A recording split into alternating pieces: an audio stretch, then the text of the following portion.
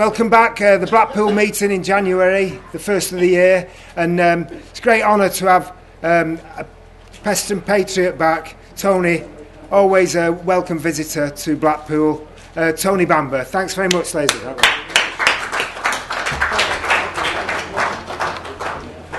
Well, I'd just like to thank everybody for inviting me back. You pay me a genuine compliment, and well, I hope I can entertain you for the next few minutes.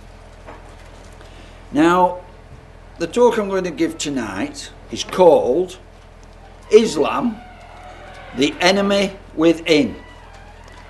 Now, for a long time, I've held the belief that my people, if they're not already a conquered people, they're well on the way to becoming a conquered people. If they're not already a slave people, they're well on the way to becoming a slave people. And I'd like to spend the next few minutes explaining why I hold that belief. Now, there are two ways in which one people can conquer another people. The first way is obviously on the field of battle. A nation's military gets defeated by a foreign nation's military. The conquerors come along then and remove the political class of the conquered people, and they replace them with their either puppets or their own people, who then impose the culture, the values and the way of life of the conquerors upon the conquered. Now, that method has happened twice to us in the last 2,000 years, once by the Romans and once by William the Bastard. But there is another method by which a nation can become conquered, and that is via colonisation. Now, Brian mentioned he believed that our people were being colonised, and I think he's absolutely correct. And colonisation is a much slower process of conquering than outright military victory. What occurs is people migrate from one country to another country, but instead of mixing with the native people in the country they've come to, they retain their own culture and their own values. And they become a colony. Colony, the definition of the word colony, is a group separated from the main group. They retain the dress code of their people in the homeland, the same language, they worship the same gods, they set up their own law courts, they set up schools for their children and administrative systems to manage the common affairs of the colony. Now, what happens in these cases is there will be friction and tensions and disputes between the colonists and the native people. And what often occurs on a gradual basis, the colonists will impose their will upon the natives. Either you must let us live this sort of way, and you mustn't interfere with us in that sort of way, and you must stop doing that sort of thing. And slowly, gradually, the native people become conquered by the colonists. But it is not an inevitable outcome. Quite often what happens is the native people click onto what's going on, they wake up and they turn round, usually in quite an abrupt manner, and say to the colonists, listen, this has got to end. You must submit to our culture and our way of life or leave. And that happens has happened quite regularly throughout history.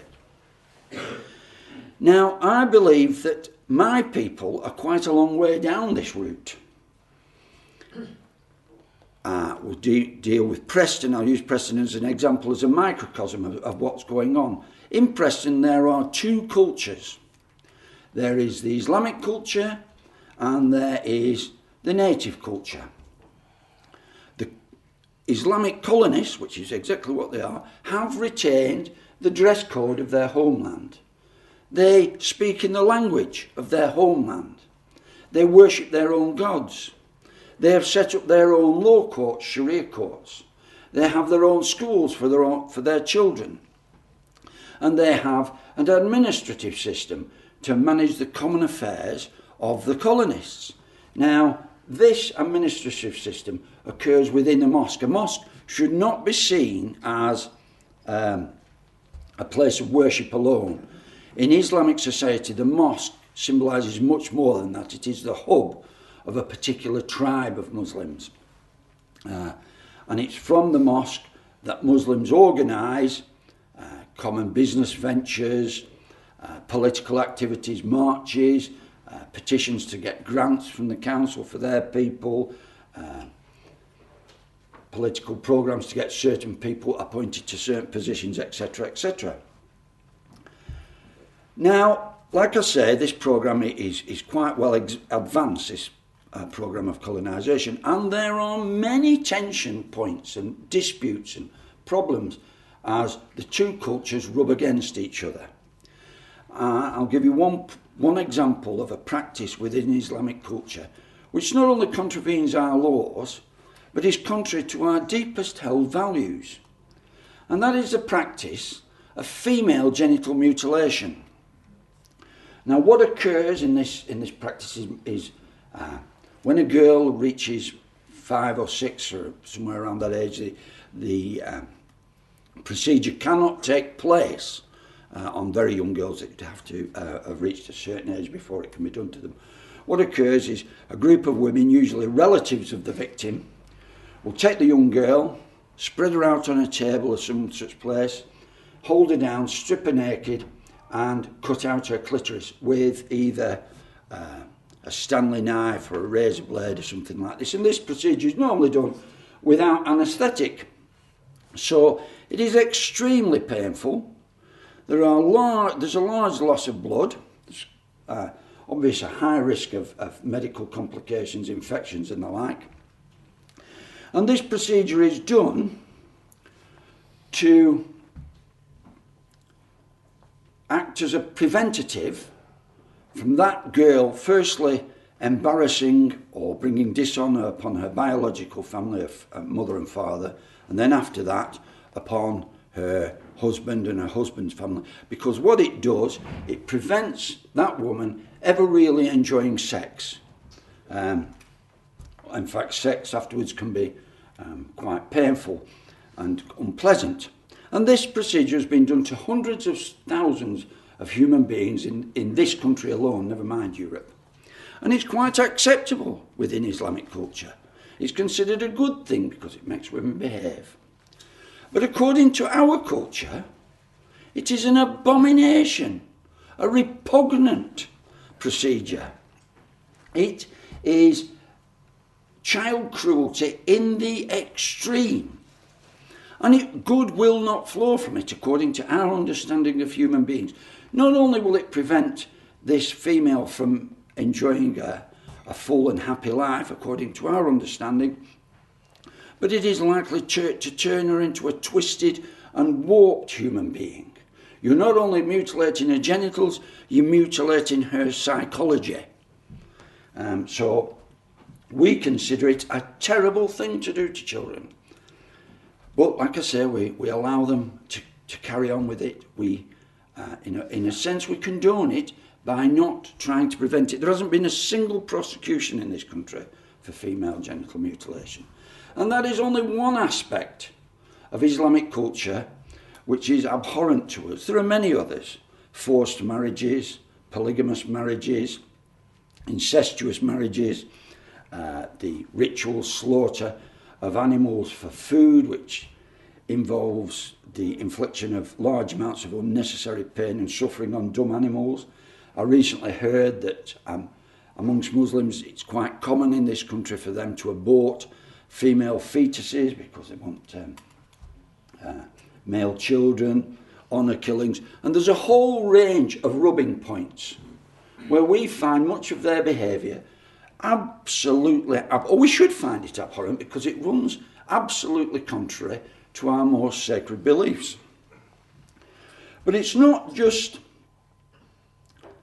how Muslims deal with each other that is objectionable to us. There are other rubbing points that come from how Muslims treat us. And I'll give you 3 examples here. which are objectionable. Firstly, the sexual abuse and rape of our children. Muslims have sexually abused and raped tens of thousands of our children. Now, this is entirely a one-way street. I don't know of a single case where a person from a Christian European heritage has sexually abused or raped a Muslim girl. It's a one-way. They're doing this to us. The heroin trade. There are between 300,000 and 400,000 people in this country who are addicted to heroin. This is 300,000 or 400,000 people, the equivalent of a city the size of Liverpool, completely trashed. People reduced to pathetic parasites who are no good to man the beast. Now, this has been inflicted upon us by Islam. We're not selling heroin to Muslims. Muslims are selling heroin to us. It's a one-way street. And then, of course, we have the ethnic cleansing of many of our people from Muslim enclaves, where people are subjected to large amounts of intimidation, either to leave their houses or not move into these places. And of course, there are many, many other abusive things that they do to us. But we do nothing about it. And when you do nothing, when somebody abuses you and you do nothing about it, that is the psychology of a conquered person. And let me give you an illustration, an example to illustrate what I mean. Imagine a thug moves into your street and he's playing music all hours of the night. Every so often you hear him beating his wife up and she's squealing and what have you. He leaves his dog out in the backyard in the cold and the rain. He doesn't leave it with food and water. His kids are wandering the streets, bullying your kids, giving them an hard time. And you don't say nothing about it. When you come out in the morning and he's getting in the car, you go, "Oh, hi Fred, how are you doing?" And you get in the car and driving off. And you do nothing. If you do nothing about it, if you swallow that sort of bad behaviour from somebody, you are a conquered person. You are a slave person. You're behaving in a way that is contrary to what you believe inside yourself out of fear. And we know that it is out of fear that people act like this, because, you know, if you confront the thug and you say to him, "Hey, could you turn your music down?" or "Could you get a grip of your kids?" there'll be bother. He's going to come around and he's going to smash your car, put a brick through your window, beat you up, or something bad's going to happen to you. So you tolerate this behaviour out of fear. And surely that is the mental attitude of a slave. You tolerate abusive behaviour out of fear. And we tolerate this behaviour which runs contrary to our most sacred principles from Muslims out of fear, in my opinion. We say we do it because we want peace and we don't want to be racist and we want social harmony and all these other excuses. But really it's fear. Muslims in this country are in a position to inflict considerable suffering upon us if they want to. They could trash our economy within a matter of days. The Gulf states and many rich Muslims hold much of government debt in the form of bonds. If they flooded the markets with these bonds, our economy would collapse. There would be hyperinflation, there would be food shortages and fuel shortages, the government would be unable to pay benefits and its staff, and we would have a massive problem. Muslims are also able, if they want to put tens of thousands of people on the street just like that, if they want to. We were in Bolton the other week, where they had put 7,000 people to march through the streets. And I think that was to tell people, look, we're capable of doing this. And it's only a small jump from putting thousands of people on the street to having thousands of people committing acts of civil disorder, rioting, burning cars, smashing windows and that sort of thing. So we have that to fear from them. And then, of course, we have terrorist atrocities. There are many Muslims in this country quite willing, quite capable of committing atrocities against us if they get instructed to do so. Blowing themselves up on our transport system, kidnapping people and making snuff movies of them being beheaded, assassinating people, the sort of things you see going on in Syria could quite easily happen here.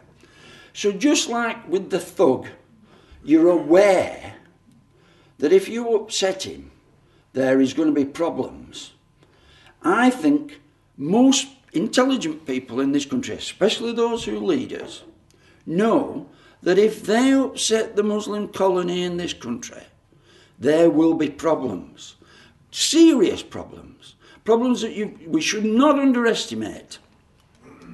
We are in a very bad position.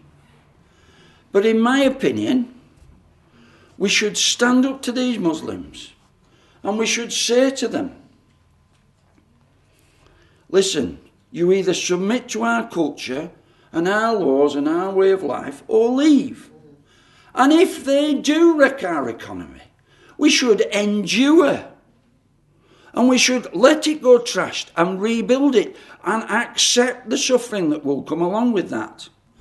If they put thousands of people on the street and they riot and burn, we should endure. And we should put our police and our military on the streets to confront them and stop them behaving as such. And if they commit terrorist atrocities against us, we should endure. And we should do whatever is necessary to stop them committing atrocities against us.